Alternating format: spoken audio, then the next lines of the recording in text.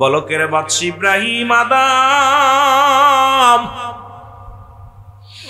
ইব্রাহিম আদম সম্পদের পাহাড় পাইয়া, বাড়ি পাইয়া, গাড়ি পাইয়া, নারী পাইয়া, মরণের ভয় নাই। আল্লাহ তাকে একটা সতী সাথী নারী দান করলো। তার বিবিটা বড় আল্লাহওয়ালা। আল্লাহ বিবি রাতের অন্ধকারে ডাকতে বলে, স্বামী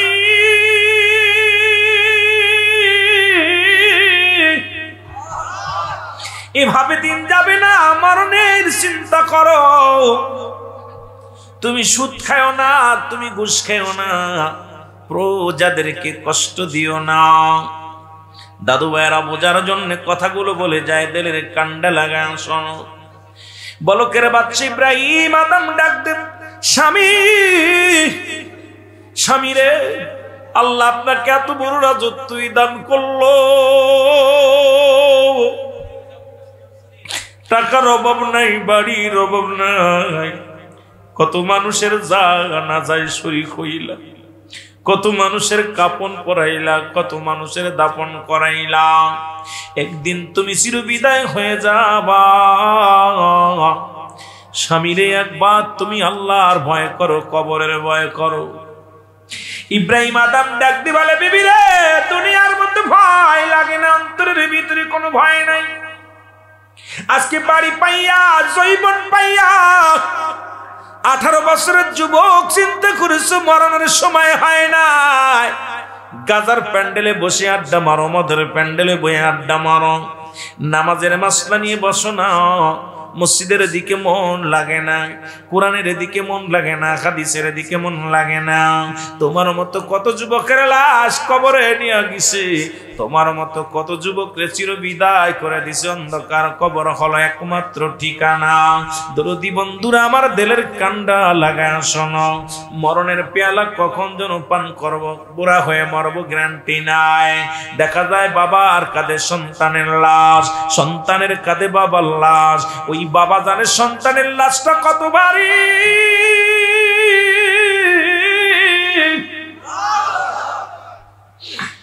মা বাবা জানে সন্তানের বেদনা।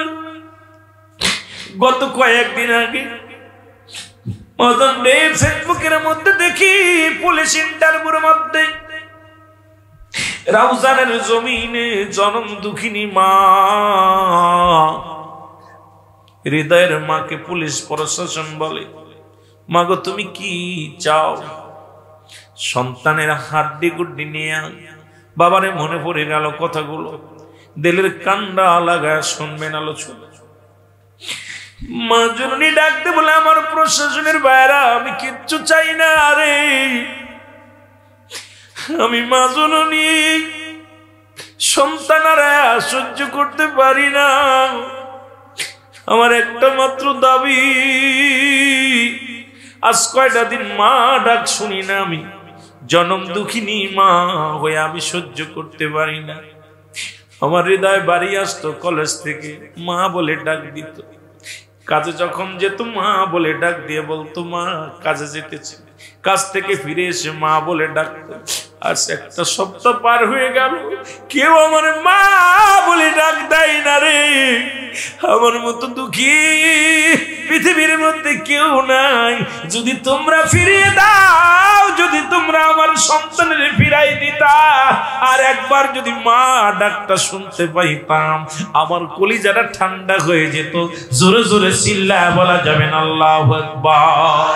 আমি যে কথা বলতেছিলাম, দিলের কান্ডে লেগে শোনো। ইব্রাহিম আদম ডাকতে বলে, বিবি রে, এই দুনিয়ার মধ্যে মরণের ভয় আমার নাই, অন্তরের ভিতরে কোনো ভয় নাই। বিবি ডাকলেন, একজন আলেম ব্যক্তিকে ডাকলেন। আলেম সাহেব আসলেন। আলেম সাহেব এসে বললেন, কিসের জন্য রানী মা আমাকে ডাকছেন? রানী বলে, অনেক মা বোনেরা কিন্তু উলামা ইকরামের কাছে দোয়া চায়, আলেমদের কাছে বলে, হুজুর আমার স্বামী নামাজ পড়ে না, আমার স্বামী সঠিক পথে চলে না, বড় কষ্ট পায়। প্রতিটা মেয়ে চায় একটা আদর্শবান স্বামী, প্রতিটা স্ত্রীও চায়, প্রতিটা স্ত্রী চায় একটা আদর্শবান স্বামী, স্বামীরা চায় একটা আদর্শবান। আমার বাজান রে বিবি, এ মুসলমান, অনেকেই দোয়া চায়, হুজুর আমার স্বামীর জন্য দোয়া করবেন। স্বামী নামাজে ঘর খেলাফ, নামাজ পড়ে না, ঠিক মতো শরীয়তের রকম মানে না, স্বামী বিড়ি খায়, স্বামী গাঁজা খায়, স্বামী মদ খায়। আবার অনেক বাজানেরা দোয়া চায়, হুজুর আমার বিবি কথা শুনে না, পর্দায় চলে না। ও মুসলমান, দিলের কান্ডা লাগা শোনো। ইব্রাহিম আদম ডাকতে বলে, বিবি রে, তুমি আমার যতই বুঝাও, মরণের ভয় আমার অন্তরের মধ্যে নাই। আল্লাহু আকবার বলেন। আমার অন্তরের ভিতরে কোনো মরণের ভয় নাই। এবার কি করলেন? হুজুরকে ডাক দিলেন। হুজুর বলে, ইব্রাহিম আদম, এই দুনিয়ার মধ্যে তোমার কেন মরণের ভয় নাই? কয়, হুজুর আমার কোনো মরণের ভয় নাই। হুজুর পরে ডাকতে বলে, রাজামশাই, কত মানুষকে কাফন পরাইলা, দাফন পরাইলাম, আজকে আমার দেশের কত মানুষ দেখলাম বস্তু আমার ভাইরা, আজকে দাদার লাশ কাঁধে লইয়া সেলফির মধ্যে চলে যায়, বাবা মায়ের লাশ কবরে দিয়া সেলফি তোলে রে মুসলমান, আজকে লাশের পাশে শুইয়া কবরের মধ্যে শুইয়া সেলফি তোলে রে মুসলমান। একবার কি চিন্তা হয় না যে ঘরে গেলে, অন্ধকার ঘরে গেলে আর আসার মতো কোনো জায়গা নাই, উপায় নেই। হুজুর ডাকতে বলে, হুজুর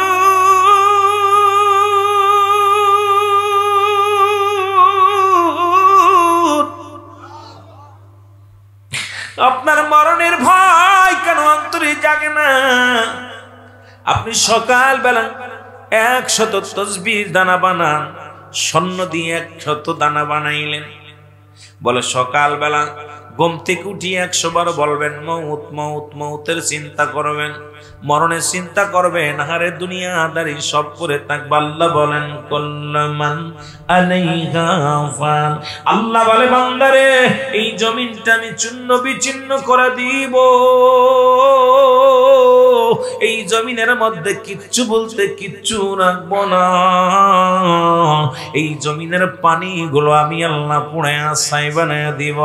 একটু বাদাম তেলের কান্ডা লাগায় শোনো রে মুসলমান, আল্লাহ কি কয় আমার কথা? আল্লাহ বলে, বান্দারে শুই না নাও, এই জমিনের মধ্যে যত মাটি আছে আমি আল্লাহ পোড়ায় তামা বানায় দিব, জমিনের ভিতরে যত পানি আছে সব পানিগুলো পোড়ায় আমি ছাই বানায় দিব। যেদিন কিচ্ছু বলতে কিচ্ছু থাকবে না, সেদিন থাকবো শুধু আমি আল্লাহ। জোরে বলা যাবে না মারহাবা? আর একটু জোরে বলা যাবে না আল্লাহু আকবার? কিসের জন্য এত বাড়াবাড়ি করো? আল্লাহ বলে, এই জমিনটা আমি রাখবো না, এই জমিনটা আমি পুরা তামা বানায়া দিব, এই জমিনের ভিতরে যত পানি আছে সব পানিগুলো আমি আল্লাহ পুড়ায়া ছাই বানায়া দিব। যেদিন কিচ্ছু বলতে কিচ্ছু থাকবে না, সেদিন থাকবো শুধু আমি আল্লাহ। আল্লাহ, ও মুসলমান শুনে নাও, আল্লাহ কয়, বান্দারে যেদিন আমি থাকবো আমার নবীর ভালোবাসা নিয়া। জোরে জোরে চিল্লা বলা যাবে না মারহাবা? তোমার দাদা কোথায় ছিল? এখন যদি বলি বাদান, আপনার দাদার নাম কি ছিল? তাকে থাকবো চিনে না। আমার জিগাইবেন তোমার দাদার নাম কি ছিল? বলতে পারি না। ওনার জিগাইবেন দাদার নাম কি ছিল? বলতে পারি না। তাহলে বুঝতে আর বাকি না, এক পুরুষ পরে আপনার কেউ মনে রাখবে না। সুতরাং আপনার জিন্দেগি এমন সুন্দর করতে হবে রে মুসলমান, যাতে করে আপনার কবরটা হয় সুন্দর, আপনার হাসরটা হয় সুন্দর, আপনার মিজানটা হয় সুন্দর। আজকে মিছে দুনিয়ার পিছে পরে কত সুদ খাইলা, মিছে দুনিয়ার প্রেমে পড়িয়া ঘুষ খাইলা, মিছে দুনিয়ার প্রেমে পড়িয়া মানুষকে ঠগাইলা, মানুষের সম্পদ হরণ করলা। এ মুসলমান, একবার চিন্তা করে দেখো না, এই দুনিয়ার মধ্যে কতই না বাড়াবাড়ি করলাম। আল্লাহ এই জমিনটা মাঝে মাঝে আলোচনা করতে যা বলে শুনে নাও। আল্লাহ এত সুন্দর করে বানাইলো রে বান্দা তোমারে। আল্লাহ কয়, বান্দারে শুই না লাও, এই জমিনের মধ্যে আমি তোমারে বানাইলাম যেমনি আসমান এমনি বানাই নাই। এর আসমান যেমনি বানাইলাম এমনি আমি তোরে বানাই নাই, জমিন যেমনি বানাইলাম এমনি তোরে বানাই নাই। ও বান্দা, ফেরেশতাদের যেমনি বানাইলাম এমনি তোরে বানাই নাই, জিন জাতিরে যেমনি বানাইলাম এমনি তোরে বানাই নাই। কুল কায়নাতের মধ্যে যা কিছু আমি আল্লাহ বানাইলাম সব কিছু তেমনি বানাইলাম হুকুম দিয়া, কুন আর ফাকুন বলিয়া। রে বান্দা, একমাত্র বান্দা তোরে আমি বানাইলাম আমি আমার আদরের কুদরতি হাত দিয়া। ও বান্দা শুইনা লও, এই জন্য গোলামি করবো আমার আল্লাহর। আল্লাহর গোলামি করে যদি দুনিয়া থেকে বিদায় নিতে পারো তোমার জীবনটা হবে সুখময়। একটু চিল্লায়া বলা যাবে না আল্লাহু আকবার। এ দুনিয়ার মুসলমান শোনালো, ইব্রাহিম আদম কি দিলে একটু তসবিহ বানাইয়া হুজুর কয় তওবা পড়ে হাদিস আস্তাগফিরুল্লাহ রাব্বি মিন কুল্লি জামবিন ওয়া তুবু ইলাইহি। হুজুরের হাতে তওবা করলেন, তওবা করিয়া সকাল বেলা তসবিহ পড়ে মউত মউত মউত, রাত্রে বেলা কলমা বাদাম তসবিহ পড়ে মউত মউত মউত। এক মাস চলে যায় পরিবর্তন হয় না। দিলের কান্ডা লাগা শুনবেন, আলোচনা খেয়াল করবেন। ইব্রাহিম আদমের চরিত্র পরিবর্তন হয় নাই, সুদ ছাড়ে নাই, ঘুষ ছাড়ে নাই, জিনা ব্যভিচার ছাড়ে নাই। বিবি ডাকতে বলে স্বামী রে, আলেম সাহেবকে ডাকিয়া আপনারে তওবা পড়াইলাম, আপনাকে ফতোয়া দিল, আপনাকে ওজিফা দিল মউতের ফতোয়া, আপনি কখন যেন দুনিয়া থেকে বিদায় হয়ে যান, মরণের চিন্তা করেন।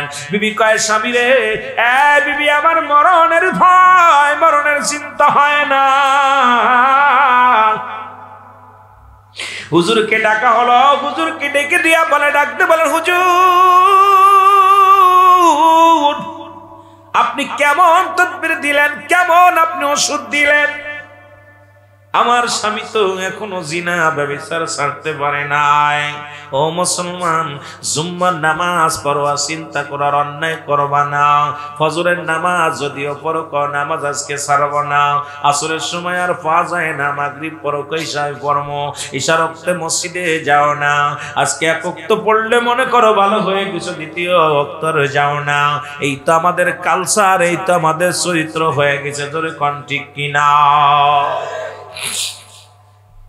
ইব্রাহিম আদম বালকের বাপজি ইব্রাহিম আদম ডাকতে বলে হুজুর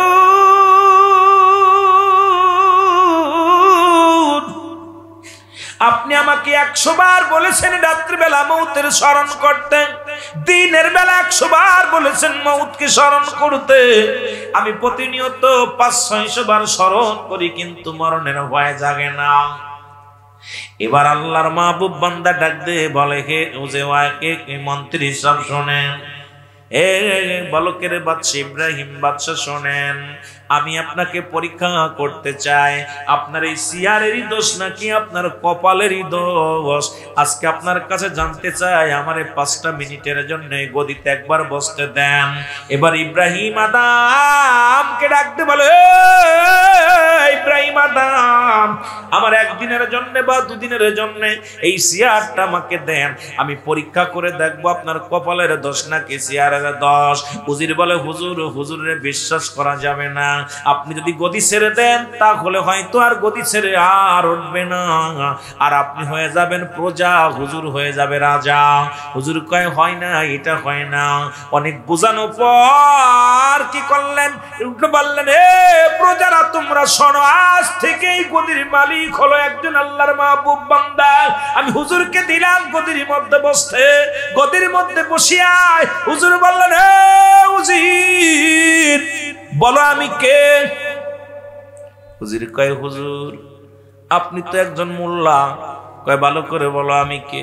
কয় সিয়ারটা কিসের? কয় প্রধানমন্ত্রী সিয়ার। বসে কে? কয় প্রধানমন্ত্রী। তাহলে বসছে কে? কয় আপনি বসেন। তাহলে আমি কি? কয় হ্যাঁ আপনি প্রধানমন্ত্রী। জনগণকে বলে দাও এখন থেকে আমি হইলাম রাজা আর তোমরা হইলাম প্রজা। বলকের বাচ্চার সামনে দাঁড়ায় আছে, বলকের বাচ্চা ইব্রাহিম আদম দাঁড়ায় আছে। ডাক দে বলেন, হুজুর কোথায় আছো? এ উজির শুনে নাও, তরবারি আনো, সুন্দর একটু তরবারি আনো। তরবারি আনা হলো। ডাক দে বলে, জল্লাদকে ডাক দাও। জল্লাদকে ডাক দাও, এখনই বলকের বাচ্চা ইব্রাহিমকে চিরবিদায় করে দিতে হবে। ও মুসলমান, ইব্রাহিম আদম কে এখনই চিরতরে চিরবিদায় করে দাও। উজির বলে, হুজুর বলছিলাম না ইমাম মানুষকে বিশ্বাস করা যাবে না, ওকে গদি দিলেন, গদি তো ছাড়েন, এখন জীবন যায়। আল্লাহর মাহবুব বান্দা ডাক দেখো, কোনো চিন্তার কোনো কারণ নাই, হুকুম যা হয়েছে হুকুম মেনে নাও, এখনই তাকে শিরচ্ছেদ করো, চিরবিদায় করে দাও। এ বন্ধু, বলো কেরে বাচ্চা ইব্রাহিম আদম থরথর করে কাঁপন শুরু করেছে, দরদর করে গা দিয়ে ঘাম ঝরা শুরু করেছে, চোখ দিয়ে দরদর করে পানি ঝরা শুরু হয়েছে। এবার তিনটা জিনিস দেখলেন বাদশাহ আল্লাহর মাহবুব বান্দা ডাক দে বলে, বলকের বাদশা ইব্রাহিম আদম, তোমার মৃত্যুদণ্ড আমি লাকুব করে দিতে পারি, বাঁচাইয়ে দিতে পারি, তোমাকে তিনটা প্রশ্ন করব, এই তিনটা প্রশ্নের উত্তর যদি তুমি দিতে পারো তাহলে আমি তোমাকে জীবন ভিক্ষা দিব, নয়তো তোমাকে আজকে চিরতরে বিদায় করে দিব। এই সময়ের মধ্যে উজির যখন এই কথা বলছে, হুজুর বলকের বাদশা ইব্রাহিম আদম বলে, তাড়াতাড়ি বলেন কি প্রশ্ন আগে উত্তর দিব। এক নাম্বার প্রশ্ন, আপনি কেন কাঁপলেন, কেন থরথর করে কাঁপেন?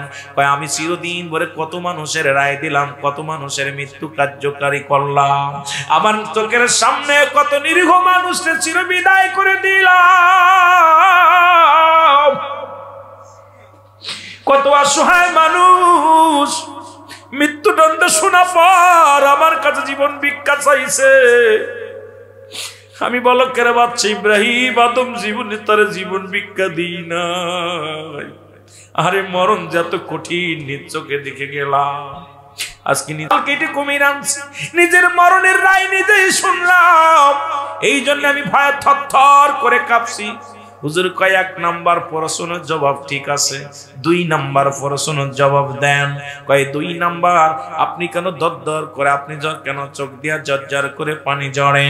কয় আগো আল্লাহর বন্ধু শুই না নাও, আমি চিরদিন মরণ যে কত ভয়, আজকে তরবারিটার সামনে যখন হাজির করেছো, ওই চকচক করতেছে তরবারিটা, কখন যেন হুকুম হয়ে যায় গলার মধ্যে চালায়া দেবা, চিরবিদায় করে দিবা।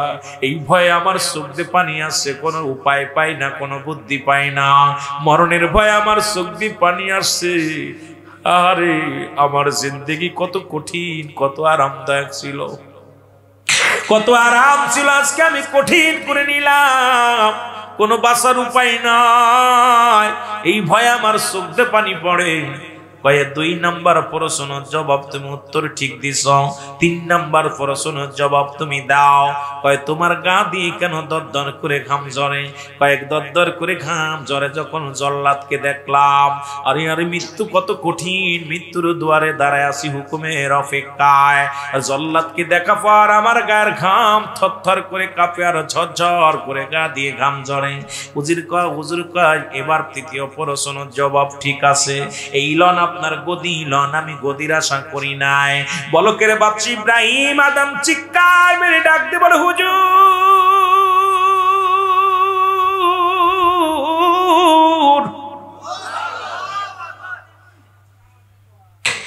আপনি আমার মৃত্যুদণ্ড লাকুব করলেন, হাকিকতটা কি? হুজুর বলে, বলকের বাচ্চা ইব্রাহিম আদম শোনো, তুমি মাসকে মাস চলে গেছে, মৃত্যুর ভয়ে কোনদিন তোমার চোখ দিয়ে পানি আসে নাই, কোনদিন তোমার অন্তর কাঁদে নাই, আজকে মরণের ভয়ে তোমার অন্তর কাঁদছে, তোমার এই তো মরণের চিন্তা আসছে। ও বাজানেরা শুনে নাও, তোমার জীবন ধন্য রে বাদশা ইব্রাহিম আদম। আমরা মায়ের রমজান মাস আসলে মনে হয় আমরা ধোয়া তুলসীর পাতা হয়ে গেছি, 30টি রোজা রাখি, তারাবি পড়ি, তারাবির পরে আর মসজিদ মুখ হই না, সপ্তাহে একদিন জুম্মার নামাজ পড়ি, আর সপ্তাহে একদিন আর কোনোদিন হাজির হই না। আরে মুসলমান, ওয়াজ শুনতে আসি, চিন্তা করি আজ থেকে আর নামাজ ছাড়ব না, আজ থেকে আর অন্যায় করব না। রুহুল আমিন বার আলোচনা শুনে আমি হেদায়েত হয়ে গেলাম, আল্লাহর দিনের পথে চলব, বাড়িতে যায় ফজরের নামাজও পড়ি না, অন্যায় ছাড়ি না। তার মানে আমাদের মরণের চিন্তা অন্তরে ঢোকে না। মরণের চিন্তা যদি ঢুকতো, কোনো ব্যক্তি হারাম ভক্ষণ করতে পারত না। মরণের চিন্তা যদি যদি কোনো মানুষের ভিতর অস্তরে ওই ব্যক্তি সুদ খাইতে পারতো না, জিনা করতে পারতো না, বেগানা মহিলা নিয়ে ঘুরতে পারতো না, পরের সম্পদ নষ্ট করতে পারতো না, শুধু মরণের চিন্তা, মরণের ভয় আমাদের অন্তরে নাই, জোরে জোরে চিল্লায় বলা যাবে না ঠিক কিনা? এ দুনিয়ার মুসলমান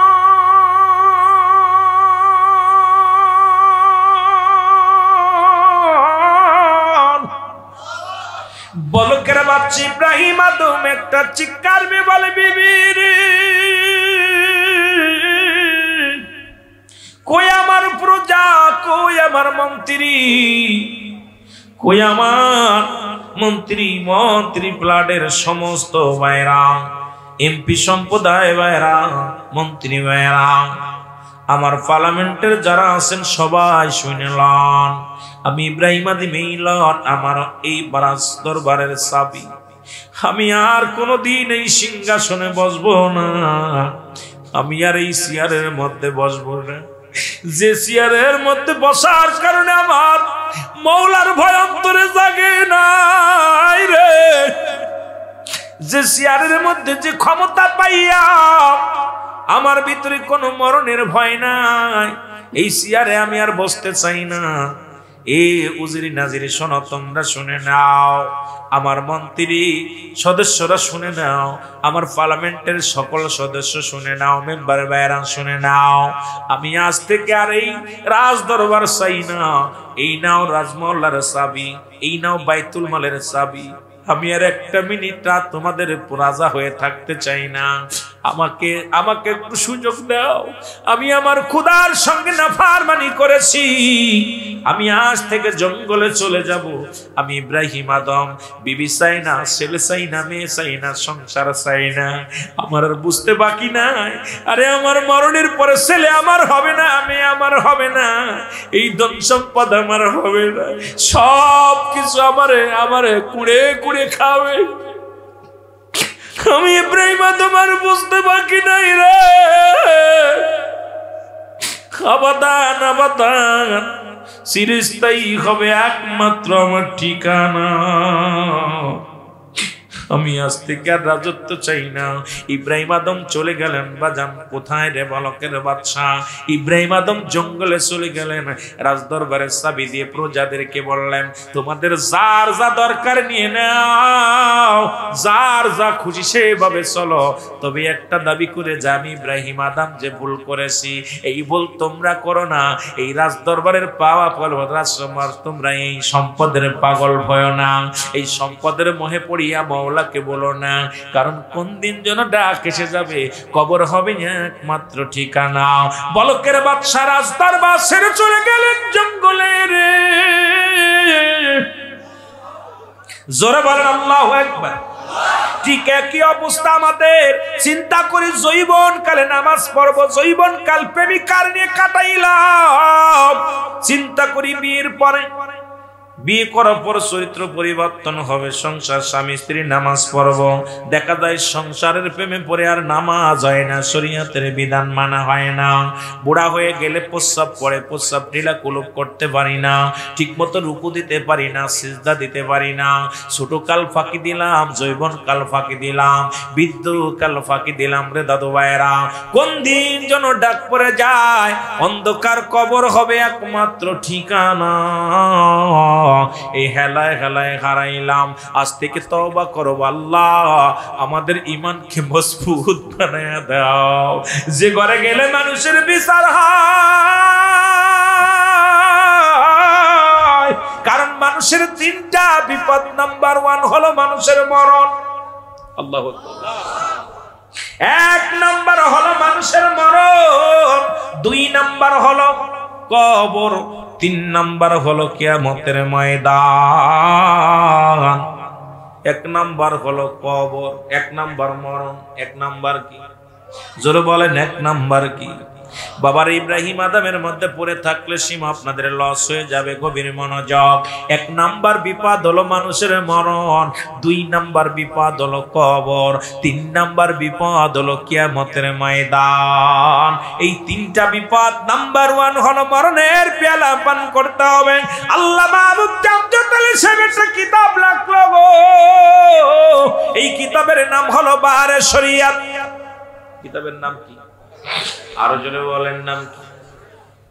বাহারে শরিয়াত। এই কিতাবের মধ্যে উনি লিখতে যা বললেন, দুনিয়ার মানুষ শোনো, মানুষ যখন মারা যায়, খানা খাইতে যে মারা যায়, নামাজগত মারা যায়, পৃথিবীর মধ্যে অ্যাক্সিডেন্ট করে মারা যায়, কত দুর্ঘটনায় মারা যায়। এই মরণটা হলো 70টা তাজা উটের গায়ের চামড়া জবাই না করে উল্টো দিকে টান দিয়ে লবণ আর মরিচ লাগায় দিলে যতটুকু যন্ত্রণা হয়, এর চাইতে 70 গুণ যন্ত্রণা হলো একটা সাধারণ মৃত্যু। এবার দিলের কান্ডা লাগা শুনে নাও, এই যদি হয় সহজ মৃত্যু, যারা মরণের কালে পায়খানা করে দেয়, যারা মরণের কালে যাদের বাজানটি প্রস্রাব করে দেয়, জিহ্বা বাইর হয়ে যায়। কত মানুষ মারা গেছে, মরণের পর জিহ্বাটা বড় হয়ে গেছে, মরণের পর চোখ 2টা বড় বড় হয়ে গেছে। তাদের মৃত্যুটা কত কঠিন হয়। আল্লাহর কাছে কানবেন আর বলবেন, আল্লাহ আমাদের মরণটা আসান করে দাও, ওই মরণটা আমাদের সহজ করে দাও। জোরে জোরে চিল্লায় বলা যাবেন আল্লাহু আকবার। আমার ভাইরা, আমার বন্ধুরা, আমার মরণের কথা বলতেছিলাম, আল্লামা মুফতি আমজাদ আলী সাহেবের কিতাবের কথা বলতেছিলাম।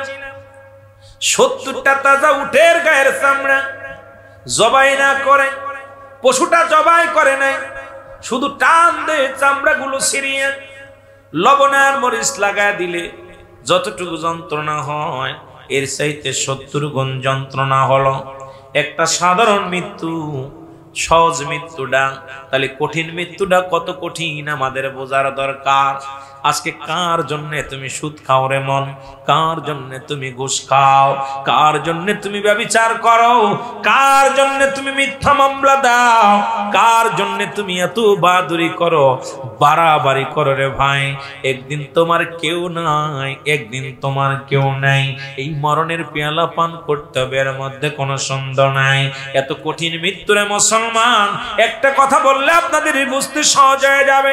আল্লাহর একজন নবী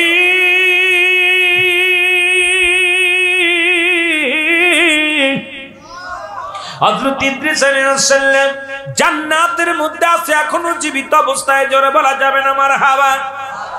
হযরত ইদ্রিস আলাইহিস সালামকে আল্লাহ বলেন, বন্ধুরে তুমি জান্নাত পেয়ে কি খুশি? কয় আল্লাহ খুশি। আর কি কি নিয়ামত পেয়ে খুশি হয়েছো? কয় আমার আল্লাহ জান্নাতের মধ্যে হাঁকা যা খালি নিয়ামত। হুর পরিগণ ফেরেশতাগণ জান্নাতের মধ্যে কি মারে, জান্নাতের মধ্যে খানার কোনো অভাব নাই, বাড়ির কোনো অভাব নাই, নারীর কোনো অভাব নাই। ও আমার আল্লাহ, তুমি জান্নাতটাকে এত সুন্দর বানাইলা রে, কাদের জন্য? আল্লাহ বলে উইদ্দাতুল মুমিনিন, আমি আল্লাহ মুমিনদের জন্য, মুত্তাকিনদের জন্য প্রস্তুত করে রেখেছি 8টা নয়, 2টি নয়, 8টা জান্নাত। আল্লাহ এক একটা জান্নাতের মধ্যে আমি গেলাম, ওই জান্নাত দেখি আমি বড় পাগল হয়ে গেছি। আল্লাহ তোমার জান্নাতের মধ্যে ভরপুর নিয়ামত, ওই জান্নাতের মধ্যে খানা ভরপুর, ওই জান্নাতের মধ্যে হুর গেলে মান ভরপুর, ওই জান্নাতের মধ্যে পৃথিবীর নিয়ামতের কাছে জান্নাতের নিয়ামত। এই জান্নাতের যে নিয়ামত, পৃথিবীর কোন নিয়ামত তো নিয়ামতই না। আল্লাহ তুমি জান্নাতের মধ্যে লুকায় রাখছো গো। আল্লাহ কয়, ও ইদ্রিস আলাইহিস সালাম তুমি কি জানো না, যারা আমার অন্ধ ভালোবাসলো, যারা আমার জীবনেও কোনোদিন দেখে নাই, জীবনে কোনোদিন না দেখে বিশ্বাস করি আমি আল্লাহর গোলামি করছে, আমি আল্লাহ ওই জান্নাতের মধ্যে ইমানদারকে একটা জিনিস দিব গো, জান্নাত দিয়া পর আমি শিখাইবো আমার উম্মতি বান্দা বান্দীরা পৃথিবীর মধ্যে জান্নাত দিলাম, তোমাদের বিবিগণ দিলাম, নারী দিলাম, তোমরা যা খাবার চাইবে সব নিয়ামত তোমাদের দিলাম, আর কি কিছু বাকি আসেনি? জান্নাতীরা বলবে আল্লাহ আর কি চাই, সবই তো পাইলাম। আল্লাহ বলবে বান্দা রে, ও উম্মতিরা শোনো, ও আমার বান্দা বান্দি শোনো, আমি আল্লাহর একটা নিয়ামত তোমাদের আমি নিজ ইচ্ছায় দিব, সেটা হলো আমি আল্লাহকে জীবনে কোনোদিন দেখো না, আমি আল্লাহ একমাত্র জান্নাতীদের সঙ্গে দিদার দিব। জোরে বলেন মারহাবা। দিদার চাননি? আরো জোরে বলেন চান কি চান না? এ ভাইরা শুনে নাও, জান্নাতের মধ্যে ইদ্রিস আলাইহিস সালাম একটু মিসকি হেসে দিয়ে আবার একটু কষ্ট পাইলেন। আল্লাহ কয় বন্ধু এই মাত্র আপনি হাসলেন, আবার কেন আপনি কাঁদেন? ইদ্রিস আলাইহিস সালাম বলে আল্লাহ তোমার আজরাইল মনে হয় আমার সঙ্গে ভালো ব্যবহার করে নাই, তোমার আজরাইল আমার জানটা বাইর করেছে, আমার গায়ে প্রচন্ড ব্যথা, আমার গায়ের মধ্যে ব্যথা রে,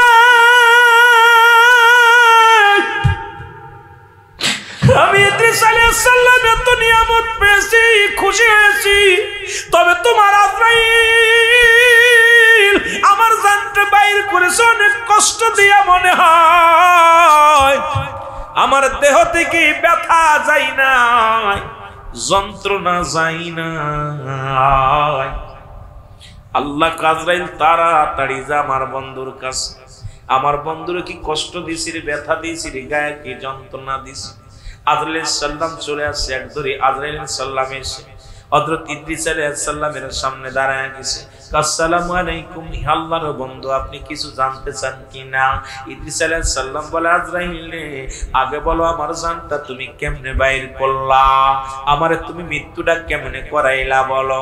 ইদ্রিস আলাইহিস সালাম বলা পর আজরাইল আলাইহিস সালাম ডাক দে আল্লাহর বন্ধু, ই আল্লাহর নবী শুইনালাও পৃথিবীর মধ্যে আমি সবার জান কবজ করতে জমিনের মধ্যে আসি না, একমাত্র ইমানদারের জানটা বাহির করার জন্য আমি তার অনুমতি নিয়ে জানটা বাহির করি, তাকে অনেক কষ্ট দিই না, আসানে তার মৃত্যু দিই রে, আর বেঈমানদের জানটা আমি কবজ করি, আমার আরশে থাকে আমার মাথা মুবারক, জমিনের মধ্যে থাকে আমার পা, তারে অনেক কষ্ট দিয়ে তার মৃত্যু হয়, তারে অনেক যন্ত্রণা দিয়ে তার জানটা বাইর করা হয়। ইদ্রিস আলাইহিস সালাম বলে আজরাইল আগে বলো আমার জানটা কেমনে বাইর করলা। ইদ্রিস আলাইহিস সালাম বলা পর আজরাইল আলাইহিস সালাম বলে হুজুর মায়ের বুকের মধ্যে মায়ের স্তনে দুধ পান করতে করতে সন্তান যেমনি ঘুমায়া যায়, আল্লাহর কসম করে বলি আল্লাহর নবী গো শুধু আপনার মাথার মধ্যে হাত বোলাইছি, আপনারে কোনো কষ্ট দিই নাই, আপনার মাথার মধ্যে হাতটা বোলাইছি, মায়ের বুকে দুধ খাইতে খাইতে সন্তান যেমনি ঘুমায়া যায় আপনার মৃত্যুটা ঠিক সেমনি করেছি, আপনাকে কোনো যন্ত্রণা দিই নাই, কষ্ট দিই নাই। ইদ্রিস আলাইহিস সালাম একটা চিৎকার মেরে বলা আজরাইল এই মৃত্যু সহজ মৃত্যু যদি এত কঠিন হয়,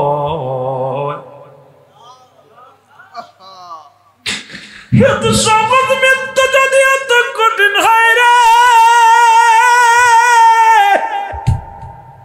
যাদের জানটা নেওয়ার সময় তুই চোখ দুটি বড় বড় হয়ে যায়, যাদের জানটা বাইর হওয়ার সময় জিহ্বাটা বাইর হয়ে যায়, প্রস্রাব পায়খানা করে একটা অঙ্গ বিকা হয়ে যায়, তাদের মৃত্যুটা কত কঠিন হয়।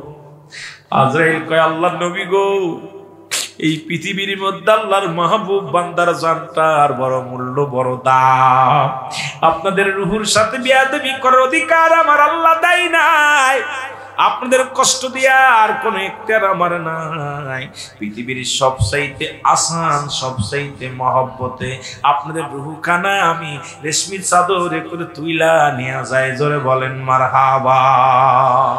কন সদনে পায়ে বহুত মায় গো নবীজি কন সদনে পায়ে বহুত মায় আল্লাহ আল্লাহ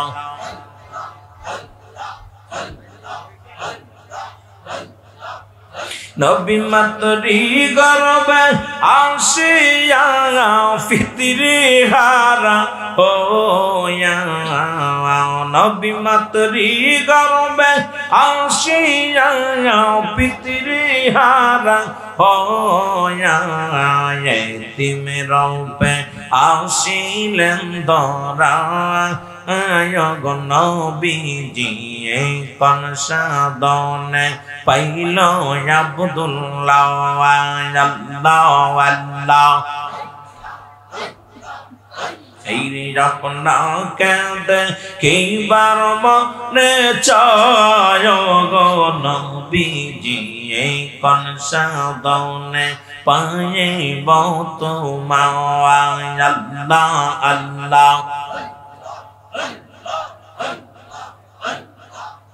নবী কঠিন মরর দেশে রাখালি আর বেশে নবী কঠিন মরর দেশে রাখালি আর বেশে আর মেসরাই তো বনে জঙ্গলা গো নবীজি আপনাকে দেখিবার মনে চায় আল্লাহ আল্লাহ বনের যত পশুগণ ভক্তি কর নবীর দুচরণ বনের যত পশুগণ ভক্তি কর নবীর দুচরণ মেঘমালা মোর ছায়া দিত গায় গো নবীজি কোন সাধনে পাইল আব্দুল্লাহ আল্লাহ আল্লাহ এই কোন সাধনে পাই বহুত মায় গো নবীজি কোন সাধনে পাই বহুত মায় আল্লাহ আল্লাহ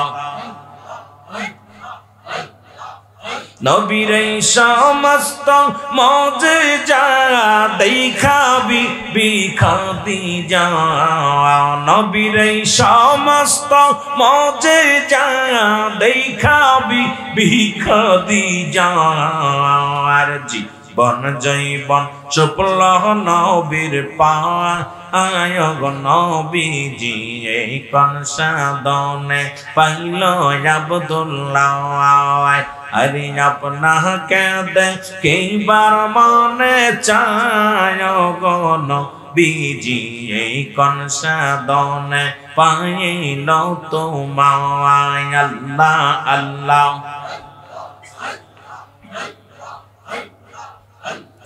একদিন আমি চলে যাব দুনিয়া সে রে হায় হায় একদিন আমি চলে যাব দুনিয়া সে রে তোরা আয় আয় রে নবীজির পথে তোরা আয় আয় রে দিনেরই পথে আল্লাহ আল্লাহ একদিন আমি চলে যাব দুনিয়া সে হায় হায় একদিন তোমার যেতে হবে দুনিয়া সে রে তোরা আয় রে দিনেরই পথে তোরা আয় রে সুন্নিদের পথে আল্লাহ আল্লাহ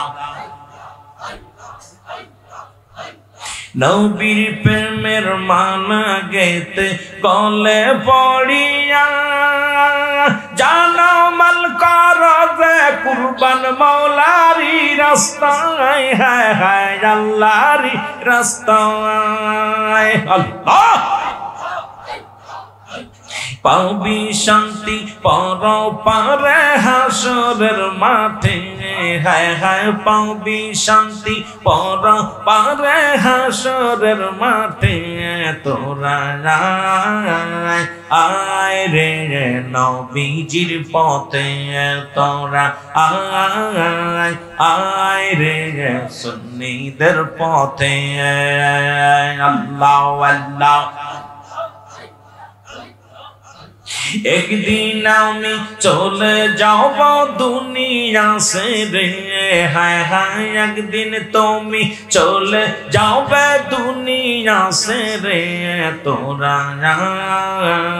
আয় রে নবীজির পথে, তোরা আয় রে রাসূলের পথে। আল্লাহ আল্লাহ নামাজ রোজা ইমানদারির বড়াই যে করে, না থাকিলে নবীজির প্রেম ঠেকবি বিচারে, হায় হায় ঠেকবি বিচারে। নামাজ রোজা ইমানদারির বড়াই যে করে, না থাকিলে নবীজির প্রেম ঠেকিবি সবে, তোরা ঠেকিবি সবে। সময় থাকতে মরণ বীজির চেন ভাই সবে, হায় হায় সময় থাকতে মরণ বীজির চেন ভাই সবে। তোরা আয় রে নবীজির পথে। আল্লাহ আল্লাহ একদিন আমি চলে যাব দুনিয়া ছেড়ে, হায় হায় একদিন তুমি চলে যাবে দুনিয়া ছেড়ে। তোরা আয় রে সুন্নিদের পথে, তোরা আয় রে নবীজির পথে। তোরা আয় রে মৌলারি পথে। আল্লাহ আল্লাহ লা ইলাহা ইল্লাল্লাহু মুহাম্মাদুর রাসূলুল্লাহ সাল্লাল্লাহু আলাইহি ওয়াসাল্লাম। নগোলামের মুস্তাফা সাল্লাল্লাহু আলাইহি ওয়াসাল্লাম সুন্নি যুব সংগঠনের উদ্যোগে সপ্তম বার্ষিক সুন্নি মহাসম্মিলন। মহান আল্লাহ তাআলা আপনাকে আমাকে আসার মতো বসার মতো আজকের হাজী জনাব আলী সাহেবের বাড়ির আঙ্গিনায় বসার মতো আসার মতো সুযোগ আল্লাহ দান করল। উচ্চ কণ্ঠে আওয়াজ দিয়ে বলেন আলহামদুলিল্লাহ। আজকের এই মাহফিল থেকে সালাম ও কদম মুছি জানাই কুল কায়নাতের নবী, নবীদের নবী, রাহমাতাল লিল আলামিনের পুত পবিত্র কদম মোবারক। সালাম ও কদম মুছি জানাই বাংলাদেশের অসংখ্য ওলি আল্লাহদের কদম মোবারক। যেহেতু বাংলাদেশ ওলি আল্লাহদের দেশ, এদেশে অসংখ্য আল্লাহর ওলি আগমন করেছে। আল্লাহ তাআলা কুরআনুল কারীমের মধ্যে সূরা ইউনূসের মধ্যে 11 নম্বর পারা 62 নম্বর আয়াত আল্লাহ ঘোষণা করেন, আলা সাবধানিনা নিশ্চয় ইন্না উলিল্লাহি, আল্লাহর তরফ থেকে যারা ওলি হয়েছে, লা নাই খাউফুন শব্দের অর্থ ভয় লাগে, যদি অবস্থান করে তোমাদের উপরে এক আনম, তাদের কোনো চিন্তা নাই ভাবনা নাই। মেরকাত শরীফের কাতের 10ম খণ্ড 722 নম্বর পৃষ্ঠা, তাফসীরুল বায়ান 5ম খণ্ড 524 নম্বর পৃষ্ঠা। হুজুর আকরাম সাল্লাল্লাহু আলাইহি ওয়াসাল্লাম বয়ান করেন, আলা সাবধানিনা নিশ্চয় ইন্না উলিল্লাহি, আল্লাহর তরফ থেকে যারা ওলি হয়েছে, লা ইয়ামুত, তাদের মৃত্যু নাই। আজকে সিলেটের জমিনে অসংখ্য আল্লাহর ওলি শুয়ে আছেন। প্রত্যেকের পবিত্র কদম মোবারকে জানাই হাজারো কোটি সালাম কদম মুছি। সালাম জানা আপন আপন পীরের পুত পবিত্র কদম মোবারকে। সালাম জানা আজকের মাহফিলের সম্মানিত সভাপতি সাহেব জনাব আলহাজ আবু তাহের রনু মিয়া সাহেব, রঙ্গু মিয়া সাহেব, আজকের মাহফিলের সহসভাপতি জনাব মোহাম্মদ আশরাফুদ্দিন সাহেব, জনাব মোহাম্মদ আসমত আলী সাহেব, জনাব মোহাম্মদ জনাব আলী সাহেব, হাজী জনাব আলী সাহেব, আজকের মাহফিলের প্রধান মেহমান জনাব মোহাম্মদ আলহাজ মুত্তাস আলী সাহেব, আজকের মাহফিলের সম্মানিত সভারত্ন শেখ সিরাজুল ইসলাম আল কাদরি সাহেব, আজকের মাহফিলের আমন্ত্রিত অতিথিবৃন্দ, অনেক অতিথিবৃন্দ আসছেন, আমন্ত্রিত উলামায়ে কেরাম, আমন্ত্রিত অতিথিবৃন্দ। আজকের মাহফিল পরিচালনা আছেন মাহবুব রেজা কাদের সাহেব।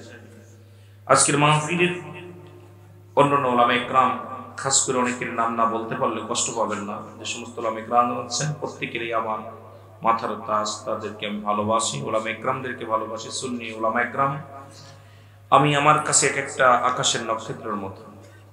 প্রতিটা সুন্নি উলামায়ে কেরাম আমার কাছে, সুন্নি একটা জনতা, সুন্নি একটা শ্রোতাও আমার কাছে আকাশের নক্ষত্রের মতো। আমি ভালোবাসি তাদেরকে। আল্লাহ সবার উপরে রহমতের পেয়ালা দান করুক, সকল বলুন আমিন। আজকের মাহফিলের আমন্ত্রিত দিগার উলামায়ে কেরাম, সামনের উপবিষ্ট আশিকান, জাকিরান, দামকরান, মুসলমান ভাই বন্ধুগণ, পর্দারের মা ও বোনেরা, সকলকে সালাম জানাই। খাস করে আজকের মাহফিলে যিনি আগে আলোচনা করে গেলেন, তার আগে আলোচনা করছেন দুজনই অনেক ভালো আলেম। তার ভিতরে আজকে যিনি আলহাজ আলী নেওয়াজ আল কাদরি সাহেব একটু আগে আলোচনা করে গেছেন। তার আগে মিজানুর রহমান সাহেব, জাবিরি সাহেব আলোচনা করেছেন। তারপরে জুবায়েদ ইবনে তাইবি সাহেব আলোচনা করেছেন। অনেক উলামায়ে কেরাম আছেন। আজকের মাহফিলের সম্মানিত নেতৃবৃন্দ, সামনের পৃষ্ঠ আশিকান, জাকিরান, দামকরান, মুসলমান ভাই বন্ধুগণ, সামনের পৃষ্ঠ দিন দরদি ভাইরা, পর্দারের মা ও বোনেরা, আমার সফর সঙ্গী জনাব হযরত মাওলানা মুফতি মেহেদী হাসান সিদ্দিকী সাহেব, সকলকে সালাম জানাই। আসসালামু আলাইকুম ওয়া রাহমাতুল্লাহি ওয়া বারাকাতুহু। ওয়া আলাইকুম আসসালাম ওয়া রাহমাতুল্লাহি ওয়া বারাকাতুহু। আপনাদের কষ্ট হচ্ছে? জিকির দেখলাম প্রথম আপনাদের ভিতরে একটা জজবা ছিল, পরে দেখি জজবাটা নষ্ট হয়ে গেছে। জিকির করছেন কার? আরো জোরে বলেন কার? জিকির সাধারণত দুভাগে বিভক্ত, একটা জাহিরি, একটা বাতিনি। জাহিরি জিকিরটি স্পষ্ট জিকির, আল্লাহ আল্লাহ আল্লাহ, এই যে করলেন।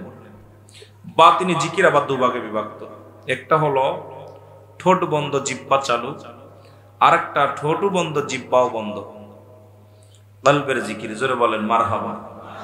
এটা বলে বাতিনি জিকির। দেখা যায় ঠোঁট বন্ধ জিহ্বা চালু, জিহ্বা চালু, আবার জিহ্বা বন্ধ, ঠোঁট আবার দুইটাই বন্ধ, কলবের ভিতর আল্লাহ আল্লাহ আল্লাহ দরপদ দরপদ জিকির জারি হয়ে যায়। যারা কামেল পীরের কাছে বায়াত গ্রহণ করেছেন, অধিকাংশ কামেল পীর, নাকিস পীর না, দেখা যায় তাদের অন্তরের ভিতর আল্লাহ আল্লাহ জিকির জারি হয়ে যায়। সুবহানাল্লাহ বলেন। আরো জোরে বলেন। আমার দাদু ভাইয়ের এই জিকির আবার কিতাবের ভাষায় 4 ভাগে বিভক্ত। সুবহানাল্লাহ বলেন না? আরো জোরে বলেন। তিরমিজি শরীফের 2য় খণ্ড 175 নম্বর পৃষ্ঠা। কত নম্বর? লিখে নেন। আমি জিকির করছি তো, অনেক উলামায়ে কেরাম আসছেন, দূর থেকে শুনতেছে, বলবো আমরা সুন্নিরা বন্ডামি করি। কথা বুঝেন নাই? তিরমিজি শরীফের 2য় খণ্ড 175 নম্বর পৃষ্ঠা। এতদিন জিকির করেছেন, তাবলীগ, আমলিগ, বিএনপি, জামাত, শিবির যারা আছেন সকলকে বলবো, লামাজাবি আমাজাবি যারা আছেন, আমি কারো বিরোধিতা করি না, জানেন রুহুল আমিন সিদ্দিকের একটা অভ্যাস, কাউকে আঘাত করে কথা বলা আমি শিখি নাই। এটা আমার শিক্ষা হয় নাই, কারণ আমার বংশ পীরের বংশ, আমার নানার কুলের পীরের বংশ। তারপরেও কখনো চাই না যে আমার আওয়াজ, আমার কথা দ্বারা কেউ কষ্ট পাক। রাসূলের আদর্শ যদি কোনো উম্মাতের ভিতরে থাকে, সে কাউকে কষ্ট দিতে পারে। এখন বর্তমান তো ওয়াজ নাই ভাই, আমি আয়া ওহাবিদের গালি দিই, ওহাবিরা আমাদের গালি দেয়, গালির মঞ্চ হয়ে গেছে, মাহফিল নাই। সত্য বলতে আমি নিজেই কষ্ট পাই। আমি এত বড় বক্তা না, আগে বলতেছি যে আমি কিন্তু আসলে জানলেওয়ালা না, বন্যওয়ালা না। এখানে অনেক বিজ্ঞ ওলামায়ে কেরাম আছে, কিন্তু ওয়াজের ময়দানটা হয়েছে একটা বিনোদন, হাসি, রহস্য, তামাশা। ওয়াজের ময়দান হচ্ছে গালাগালি, ওয়াজের ময়দান হচ্ছে গিবত। এটার নাম ওয়াজ না। ওয়াজ হবে মানুষের আগেতে, আমরা যারা মুরব্বী কেরাম বসে আছেন দুপাশে, আমার ওলামায়ে কেরাম বসে আছে, আগেতে আলোচনা শুনতাম যখন ছোটবেলা, কানের ভিতর টাস টাস করে লাগতো, মানুষ হিদায়েত হতো, বেনামাজি নামাজির দিকে আসতো, বেপর্দা মানুষ পর্দার দিকে যেত, হালাল আরামখোর বান্দাগুলো হালাল খাওয়ার জন্য চেষ্টা করতো। এখন ঘরে ঘরে ওয়াজ হচ্ছে, প্রতিনিয়ত বাড়িতে বাড়িতে ওয়াজ মাহফিল হচ্ছে, মানুষের পরিবর্তন হয় নাই, আলেমদের ব্যবসা হয়েছে। বিশ্বাস করেন ঠিক কিনা? ওলামায়ে কেরামদের ব্যবসা হয়েছে। রাগ করেন না, আবার অনেক ওলামায়ে কেরাম আমার পরে রাগ করে। এটা যে হুজুর আপনি কথা বলেন কেন? হ্যাঁ, আমাদের ব্যবসা হয়েছে। যদি আমরা যাতে গালি দিতে পারলে আমাদের ভিজিট বেশি, বাজেট বেশি, মার্কেট বাড়ে। কিন্তু দাদু এটার নাম ওয়াজ না। ওয়াজে যদি হেদায়েতমূলক আলোচনা না হয়, আমি যদি নিজেই হেদায়েত হেদায়েতের নিজেই যদি না হই, অধিকাংশ বক্তা আমরা নামাজও গাফিলতি করি, নামাজের ধারও যায় না। আমার দিকে আলোচনা নয়, যেহেতু কবর হাসর আলোচনা দিচ্ছে, আমাকে একটা সাবজেক্ট দিচ্ছে, আপনারা দেখছেন, সাবজেক্টটা হলো বিষয় কবর হাসর। এই জন্য আমার এই সাবজেক্ট নয়, তবে বোঝানোর জন্য বলতেছি। আমার দাদু ভাইয়েরা, সেই হেদায়েতমূলক বাণী আমরা ছোটবেলা যে ওলামা ইকরামদের কাছে, তারা এরকম কিতাব জানতো না, এরকম দলিল দিত না, তাদের চোখের পানি দ্বারা মানুষ ইসলামের দিকে ঝুঁকে পড়ছে। জোরে বলেন ঠিক কিনা? ভালোবাসায় ঝুঁকে পড়ছে। আমার মন বলে, অনেক পুরনো আলেমদের কথা আমার মনে পড়ে, অনেক পুরনো আলেমদের মধ্যে। আমার বাবারা আপনাদের এলাকায় অনেক পুরনো আলেম ছিলেন, যাদের আলোচনা আমরা শুনেছি এক সময়, কিন্তু তাদের আলোচনায় ছিল প্রেম, ভালোবাসা, মায়া, মমতা। আর এখন আমরা ইয়ং জেনারেশন যারা আলোচনা করতেছি, আমরা আসি নিজের ফেমাস হওয়ার জন্যে, আমরা নিজেরা আসি গালি দেওয়ার জন্যে, কি কত রং বিরঙের করতে পারে, কি রং ঢং করে কোনভাবে সময় কাটায়া শেষ করা যায়। আল্লাহ আমাদেরকে হেদায়েত দান করুক। জোরে বলেন ঠিক কিনা? যত আলোচনা হচ্ছে তত মানুষ নোংরা হচ্ছে। আগের যুগে মসজিদ ছিল কাঁচা, মানুষের ইমান ছিল পাকা। এখন মসজিদ গুলো পাকা, মানুষের ইমান পাকা। এই চেয়ারম্যান 2000, 3000, 700 টাকা ছিল একটা ইমাম সাহেবের বেতন। 200 টাকা আপনার ছিল চেয়ারম্যান সাহেবের, 700 টাকা ছিল। তাও দ্বারা মানুষ জনকল্যাণের উন্নয়ন করছে। আর এখন প্রতিনিয়ত 30,000, 40,000, 50,000 টাকা বেতন পায়, তারপরও জনগণ উন্নয়ন পারে না। কেন? আমাদের ভিতরে, সমাজের ভিতরে আমাদের দুষ্কৃত মানুষ ঢোকার কারণে নফসের খায়াসে পড়ে অন্যায় অপরাধ জগতে চলে গেছে। জোরে বলেন ঠিক কিনা? কিন্তু আগে একজন মেম্বার টাকা পেত কত জানেন? 20 টাকা, 200 টাকা, মাসে 100 টাকা পাইতো, তারা ভাতা পেত, সম্মানী ভাতা। চেয়ারম্যান 700 টাকা ভাতা পেত, 600 টাকা, 500 টাকা ভাতা পেত। তারপর রাস্তাঘাট, মানুষের ভিতরে প্রেম ছিল, মানুষ ভালোবাসা। আজকে একজন এমপি সাহেব কোটি কোটি টাকা কামাইতেছে, মন্ত্রী কামাইতেছে। আজকে সরকার বেচারা লক্ষ লক্ষ টাকা দেওয়া পরও 20 টাকা সুদ না খাইলে, ঘুষ না খালি চলতেছে না। রাস্তায় দাঁড়ায় ভিখারির মতো চেয়ে চেয়ে টাকা নিতেছে, অফিসে বসে বসে ভিখারির মতো টাকা নিতেছে। এই সমাজ মৃত্যুর ভয় দেখায় লাভ নাই, কবরে বসে সেলফি তুলতেছে। আমি আশ্চর্য হয়ে গেছি, মরা মানুষের সঙ্গে সেলফি তুলতেছে, কবরে শুয়া, কবরে লাশ শোয়াই দিয়ে এইভাবে ভঙ্গি করে, ওভাবে ভঙ্গি করে। আহা, আমি আশ্চর্য হয়ে গেছি। কি রাউজানের জমিনে দেখছেন মানুষ হয়ে মানুষকে জবাই করে খেয়েছে। মানুষের ভিতরে ভয় ভীতি বলতে কিছু নাই। জোরে বলেন ঠিক কিনা? লা খাউফুন আলাইহিম ওয়ালা হুম ইয়াহজানুন। ভয় ভীতি কিছু নাই। জোরে বলেন ঠিক কিনা? আল্লাহ আমাদের হেদায়েত দান করুন। জোরে বলেন আমিন। আরো জোরে বলেন আমিন। আমি যে কথা বলতেছিলাম ওদিকে যাই, সময় নষ্ট করে লাভ নাই। এই জিকির কিতাবের ভাষায় 4 ভাগে বিভক্ত। সব শ্রেণী মানুষ, সরমুনা যারা আছেন লিখে নিবেন, সারসিনা পরা শরীফ, সব পন্থী ভাইয়েরা। এই জিকিরটা হলো তিরমিজি শরীফের 2য় খণ্ড 175 নম্বর পৃষ্ঠা। এতদিন জিকির করেছেন আল্লাহ, আল্লাহর জিকির নাম। এই জিকিরটার নাম হলো ইসমে জাতের জিকির। জোরে বলেন মারহাবা। একটু জোরে বলা যাবে না? আর একটু জোরে লিখে নিবেন। জিকিরটার নাম কি? ইসমে জাতের জিকির। বাইহাকি শুআইবুল ঈমানের 1ম খণ্ড 337, 338 নম্বর পৃষ্ঠা। এতদিন জিকির করছেন কালেমার জিকির না, কোন কিতাবে কালেমার জিকির নাই। এই জিকিরটার নাম হলো নাফি জাতের জিকির, লা ইলাহা ইল্লাল্লাহু মুহাম্মাদুর রাসূলুল্লাহ সাল্লাল্লাহু আলাইহি ওয়াসাল্লাম। জোরে বলেন মারহাবা। আরো জোরে। কানজুল মানের 1ম খণ্ড 214 নম্বর পৃষ্ঠা। কত নম্বর? 214 নম্বর পৃষ্ঠা। আমি পৃষ্ঠা দিতেছি, গুনতেছি, আপনি লিখে নেন। না পাইলে আমার ধরবেন, রুল আমিন সাহেব আপনি রং করছেন।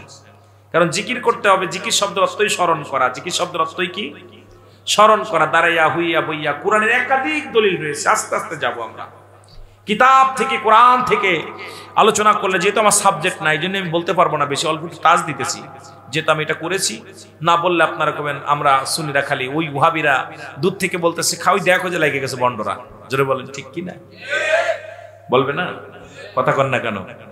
বলবে তো। এই জন্য আমাদের জানতে হবে। এর ভিতরে 214 নম্বর পৃষ্ঠার মধ্যে এতদিন জিকির করেছেন তওবার জিকির না, এই জিকিরটার নাম হলো কুওয়াতের জিকির, লা হাওলা ওয়ালা কুওয়াতা ইল্লা বিল্লাহ। জোরে বলেন সুবহানাল্লাহ। ইবনে মাজার মধ্যে চতুর্থ জিকির সুবহানাল্লাহ আলহামদুলিল্লাহ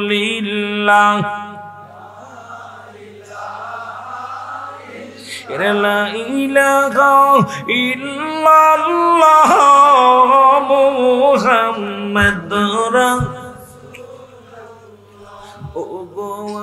আমার দয়াল নবী দেখা দেন গনরের ছবি দেখতে আপনার নূর সিহারা এই আসে গনে দেওয়ানা সুবহানাল্লাহ একটু জোরে জোরে করেন না 63 বছর কাঁদলেন নবীজি সকলি উম্মতের লাগি এখনো কাঁদেন নবী শুয়া সোনার মদিনায় সুবহান মারহাবা মারহাবা একটু জিকির করেন না লা ইলাহা ইল্লাল্লাহ মুহাম্মদ সাল্লাল্লাহু হায়াতের মালিক তুই আল্লাহ আমার মৌতের মালিক তুই বিনে মোর নাই আল্লাহ লা ইলাহা দাদু আস্তে আস্তে তাহলে জিকির সমস্ত মাখলুকাত জিকির করে কার জোরে বলা যাবে কার দাঁড়াইয়া বইয়া হুইয়া সর্বলাতে জিকির করো কার আল্লাহ এ আল্লাহ জিকির করতে রাজি আছে কি কি বললো কিচ্ছু যায় আসে না আমরা কার জমিন কার সবকিছুই কার জিকির করব কার আল্লাহ বুঝার তৌফিক দান করুক সকল বলো না আমিন আমার ওদিকে নয় আমার আলোচনায় কুল্লু নাফসিন যায়কাতুল মাউত আলা ইন্না ইলাল্লাহি লা ইয়ামুত জোরে বলেন না মারহাবা আর জোরে আল্লাহ বলে প্রতিটা প্রাণীর মৃত্যু স্বাদ গ্রহণ করতে হবে রাসূল বলে না লা ইয়ামুত আল্লাহর মাহবুব বান্দা যারা হয় আমরা ঢুকে যাই সেদিকে যেহেতু কর্তৃপক্ষ ভাইয়েরা অনেক আফসোস করে সাবজেক্ট দিছে সেহেতু আমার মন গড়া আলোচনা করলে তারা শান্তি পাবে না আমরা যাই কবর হাসরের দিকে মৃত্যুর দিকে আল্লাহ আমাদের বোঝার তৌফিক দান করুক সকল বলুন আমিন এই আমি চলে যাব আমায় তোমরা ভুইলা যাইও না আমি চলে যাব আমার মরণ আসিবে আরো জোরে বলেন আমার মরণ এ দুনিয়ার মুসলমান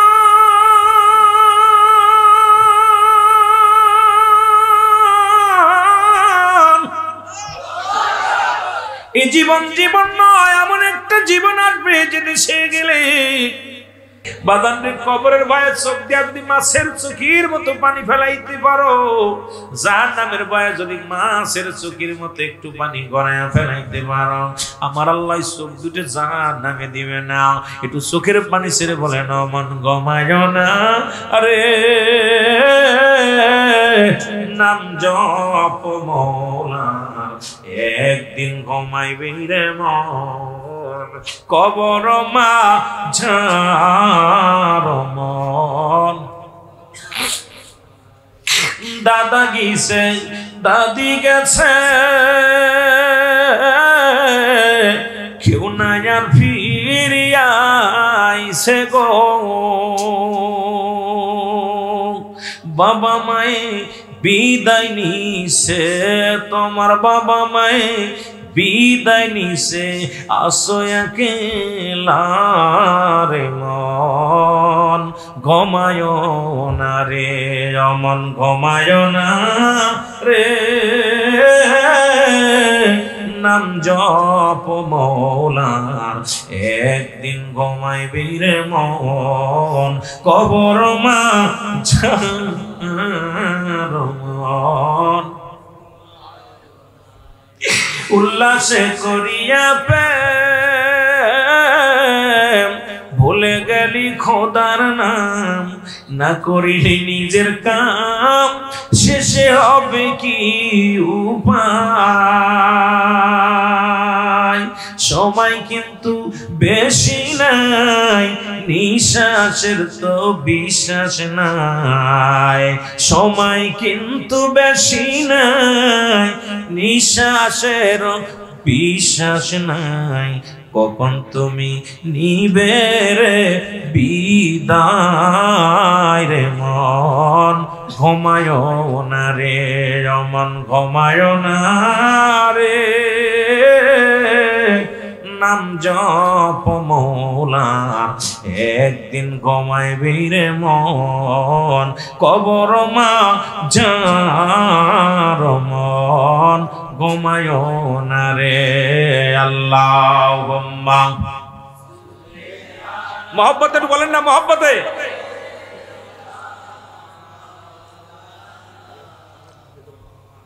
ওয়া আলা আলি সাইয়্যিদিনা